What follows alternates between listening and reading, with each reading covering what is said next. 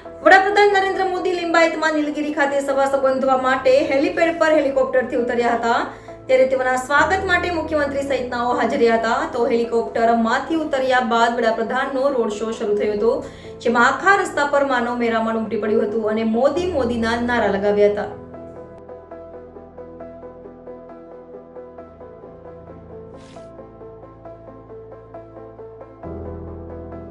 વડાપ્રધાન નરેન્દ્ર મોદી લિંબાયત ખાતે આવેલ નીલગિરી મેદાનમાં જાહેર સભા સંબોધવા સુરત આવી પહોંચ્યા હતા.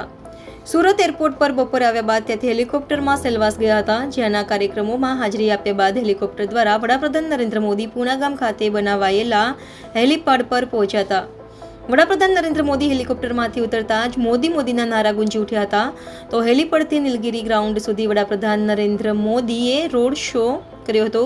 વડાપ્રધાનના રોડ શોમાં માનવ મહેરામણ ઉમટી પડ્યું હતું અને વિવિધ પોઈન્ટ પર સ્વાગત કરાયું હતું. અલગ અલગ રાજ્યના લોકોએ જેઓએ સુરતને કર્મભૂમિ બનાવી છે તેઓએ વડાપ્રધાનનું પોતાની શૈલીમાં સ્વાગત કર્યું હતું.